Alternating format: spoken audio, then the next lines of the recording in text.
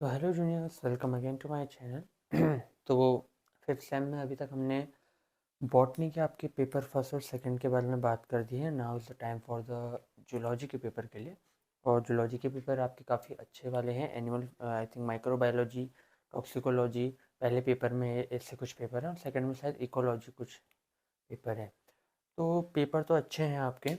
Let's see कि कौन कौन से क्वेश्चन आपको पेपर फर्स्ट में जूलॉजी के देखने चाहिए। तो here we will discuss about आपके जूलॉजी के पेपर्स के बारे में। पेपर सबसे पहले हम फर्स्ट पे आते हैं। तो जो आपका जूलॉजी का फर्स्ट पेपर है उसमें आपकी तीन चीज़ें दी हुई हैं। एक तो आपको दिया है माइक्रोबायोलॉजी। हो सकता है आपने पहले भी बॉटनी में पढ़ी होगी तो आपके लिए थोड़ा इजी रहेगा। माइक्रोबायोलॉजी दी हुई है। टॉक्सिकोलॉजी ये थोड़ा नई चीज़ है, आपको इसमें थोड़ा ध्यान देना। और तीसरी चीज़ आपको दी है हिस्टोलॉजी। ठीक है, देखो माइक्रोबायोलॉजी सभी को पता है, इसमें हम माइक्रोब्स की स्टडी करते हैं, बैक्टीरिया, वायरस, तो इन सारी चीज़ें की स्टडीज़ करते हैं। उसके अलावा टॉक्सिकोलॉजी में आपको जितने भी टॉक्सिक जो हमारे इन्वायरमेंट में टॉक्सिकेंट्स प्रेजेंट हैं या केमिकली जो भी टॉक्सिकेंट्स बने हैं उनका हमारे बॉडी पर, हमारे बॉडी के सर्टेन ऑर्गन्स पे क्या इफेक्ट है, ठीक है, और किस तरह से इफेक्ट है, ये सारी चीज़ें आप टॉक्सिकोलॉजी के अंदर पढ़ते हैं। अगर मैं समरी में बोलता हूँ, आप टॉक्सिकेंट्स के बारे में पढ़ते हैं। ठीक है, फाइनल अगर मैं बात करूँ हिस्टोलॉजी, तो हिस्टोलॉजी क्या है, जनरली जो टिश्यूज़ होते हैं हमारी बॉडी में उनकी जो स्ट्रक्चर है, उनके जो फंक्शन है, जनरली उन सारे टिश्यूज़ की स्टडी को हम हिस्टोलॉजी के अंदर कंसिडर करते हैं। ठीक है, जिनके भी सेक्शन काट के हम उनकी जो आंतरिक संरचनाएं देखते हैं, जितनी भी स्टडीज़ करते हैं, सब हिस्टोलॉजी के अंदर है। तो इन तीन टॉपिक के इर्द गिर्द आपका जूलॉजी का पेपर फर्स्ट है। चलिए देखते हैं कि आपको माइक्रोबायोलॉजी में क्या पढ़ना है, आपके लिए इजी रहेगा। चलिए मैं नोट करा देता हूँ। सबसे पहले हम माइक्रोबायोलॉजी की बात करते हैं। तो कुछ क्वेश्चंस जो आपको बिल्कुल भी मिस नहीं करने चाहिए मेरे अकॉर्डिंग। सबसे पहले है बैक्टीरिया का स्ट्रक्चर। अगर आप देख लें बैक्टीरिया के अंदर आपको क्या क्या देखना है, देखिए इसका स्ट्रक्चर आप लोग कर लें। स्ट्रक्चर के साथ साथ रिप्रोडक्शन। ठीक है, ये दो चीज़ें आपको बहुत हेल्प करेंगी अगर आप ये दोनों चीज़ें बैक्टीरिया के अंदर पढ़ लेते हैं। नंबर एक स्ट्रक्चर, नंबर दो इसका रिप्रोडक्शन।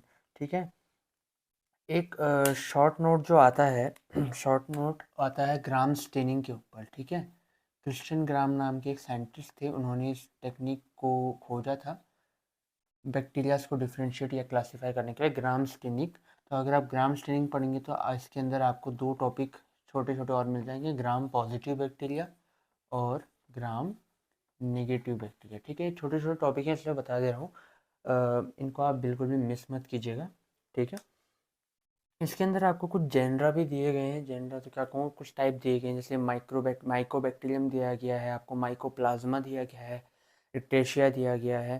तो जो पढ़ना चाहे वो आई थिंक रिक्टेशिया और माइकोप्लाज्मा पढ़ ले तो वो बेनिफिशियल रहेगा इसके अंदर। ठीक है, नेक्स्ट मूव करते हैं हम थोड़ा सा, मतलब इनको तो आप मत छोड़िएगा इन दोनों को। ठीक है, वायरस दिया गया है। वायरस में अंतर्गत वही सेम चीज़ है, वायरस का स्ट्रक्चर और वायरस का रिप्रोडक्शन, जिसके अंदर आपको लाइटिक साइकिल और लाइसोजेनिक साइकिल देखने को मिलती है।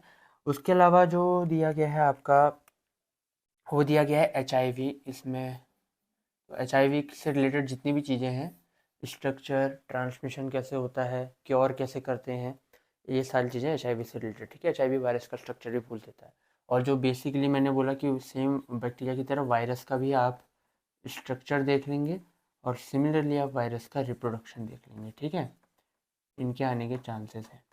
वायरस का तो तब भी पूछा ही जाता है क्योंकि वायरस का एक तो वायरल साइकिल में तो चलता ही है, बैक्टीरियल साइकिल में भी वायरस का रोल होता है, इसलिए वो पूछा जा सकता है। ठीक है, इसके अलावा थोड़ी सी एप्लीकेशंस दी हैं आपको माइक्रोबायोलॉजी की, जैसे आपका बायो रिमेडिएशन है। ठीक है, माइक्रोबियल बायो रिमेडिएशन। ठीक है, जनरली जो हमारे टॉक्सिक केमिकल्स होते हैं, जो भी हार्मफुल केमिकल्स होते हैं, उनको अलग अलग तरह यूज से जो है बायो रिमेडिएशन का यूज होता है। बायो रिमेडिएशन हम यहाँ पे माइक्रोबियल के केस में देखेंगे कि किस तरह से सूक्ष्म जीवों का यूज़ हम बायो रिमेडिएशन में करते हैं। रिमेडिएशन जनरली हार्मफुल केमिकल्स को या हार्मफुल सब्सटेंसेस को रिमूव करने की प्रोसेस है। ठीक है, तो बायो रिमेडिएशन आप देख लेंगे। इसके अलावा आपको इंडस्ट्रियल माइक्रोबायोलॉजी दी गई है, जिसके अंदर अगर किसी को पढ़ना है तो डेयरी प्रोडक्ट्स पढ़ सकता है। इसके अलावा फर्मेंटेड फूड्स होते हैं वो डेयरी के साथ ही आप पढ़ लेंगे। छोटे छोटे टॉपिक्स हैं ये, इसलिए मैं आपको बता रहा हूँ। डेयरी प्रोडक्ट्स दिए गए हैं जिसमें मिल्क आएगा, चीज़ आएगा, योगर्ट आएगा। इसके अलावा फर्मेंटेड फूड्स आते हैं, फूड स्पॉइलेज। तो जो पढ़ना चाहिए 3 टॉपिक्स और पढ़ सकता है, डेयरी प्रोडक्ट्स, फूड स्पॉइलेज और फर्मेंटेड फूड्स का, ठीक है। नाउ एक लास्ट टॉपिक जो इसमें आपको पढ़ना चाहिए मेरे ख्याल से, जो कि इम्पोर्टेंट है, वो है एंटीबायोटिक, ठीक है। इसमें प्रीबायोटिक और भी दिए गए हैं बट आप एंटीबायोटिक पर फोकस कर सकते हैं। Next move to the second section which is toxicology.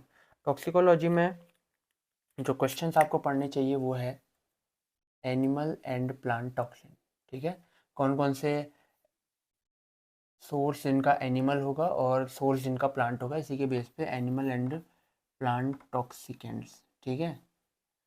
ये आप देख सकते हैं इसके अंदर आप पेस्टिसाइड्स